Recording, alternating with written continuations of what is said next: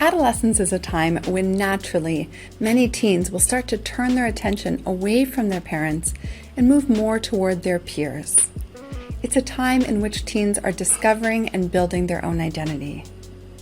It can be hard as parents to start to let go of the reins, knowing that your teen is doing many more things independently, and that can include their friendships.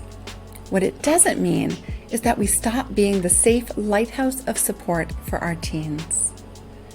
If we have laid the foundation for a strong relationship with open communication, we can still support our teens as they navigate teen friendships. And research bears this out. One study found that parent-child relationship quality and choosing to live in a neighborhood because of its good schools was consistently linked to the positive characteristics of teen friends. This means that our strong relationship with our teens lays the groundwork for them to choose good friends. Ultimately, the friends they choose will be up to them, but that doesn't mean that as caregivers we don't have a role. Aside from forging a quality relationship with strong and open communication, which we've already talked about, here are some practical strategies you can use to help your teen in their friendships. First, don't judge the way that your teen socializes. Allow them to be what they're comfortable with, not what you think should happen or what you would do or have done. Next, highlight the strengths you see in their friends. Comment on what you see, whether it was a considerate gesture, their determination, or their trustworthiness. Point it out to your teen and ask their experience and perspective. Third, support the various ways your teen may feel comfortable socializing, whether it's hanging out with a neighborhood friend, engaging in a shared interest or activity, or online through gaming. Fourth, encourage your teens to make decisions and trust their judgment. If you control the choices your teen makes, it makes it difficult for them to develop their own skills. A friend of mine recently had her daughter asked to go get ready at a friend's house before a party. And rather than simply saying yes or no, she asked her daughter questions about how they would get there and whether there were enough seatbelts in the car, for example. So rather than telling her yes or no, she asked questions to help guide her in determining how she could get the information she needed to make a safe choice. And finally, consider ditching the traditional rewards and punishment model of parenting in favor of collaborative and proactive solutions that help a child develop emotion regulation and executive functioning skills. These allow teens to make decisions based on a strong moral compass instead of values, rather than whether or not they're going to get in trouble. Inevitably, even with all these tools, your teen is bound to find themselves in some friendship drama. So how do we help? Let's get into that next. How do you help your teen in the midst of drama? Do you help your teen? And what if they're the ones causing the drama? Let's get into some do's and don'ts. First, do use those active listening skills we talked about earlier.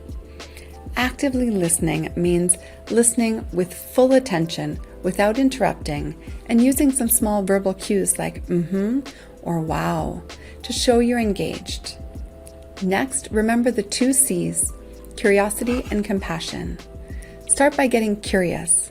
Ask open-ended questions like, what happened next? Or how did you feel when that happened? Then, show your compassion. Reflect the emotions you're hearing and empathize.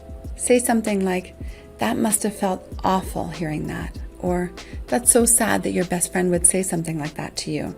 That must have hurt so much. Follow that up with understanding what your teen needs from you.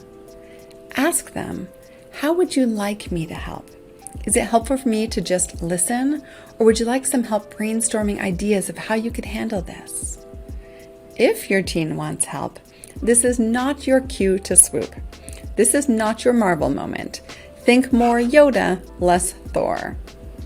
Brainstorm ideas together of what could be done and encourage reflection on possible outcomes, pros and cons of each. Role play can also help prepare your teen for how to handle these situations. On the other hand, here are some clear don'ts. Don't try to solve the problem for them.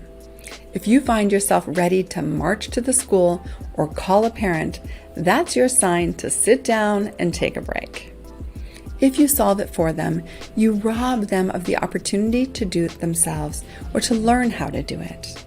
It also conveys a lack of trust in your teen's ability to handle it themselves. Next, don't make judgmental comments about their friends. It isn't helpful for them to hear, "I always knew Lucas was no good." Moreover, Lucas may be back in good graces tomorrow, and you are left with a wedge you've put between yourself and your teen. Don't force your teen to end a friendship. Ending a friendship is a very difficult process, and it needs to be up to your teen. You can, however, ask questions about how they want to feel in their friendships and what they want to get out of them, and whether a friendship is meeting their needs and expectations. And if not, what do they feel comfortable doing about it? Next, don't ignore bullying of your child or toward your teen, but empower them to set boundaries or repair depending on the situation. And lastly, don't assume that your teen is always the victim. Ask open-ended questions to get a fuller picture. Use the strategies I discussed about being a good friend to help them improve their relationships. It is very difficult as a parent to watch your teen struggle with friendship challenges. But when we recognize that our job is not to carry them on our shoulders over the bumpy friendship roads, but rather to walk alongside them, we can make room for them to follow their own path and forge deeper friendships.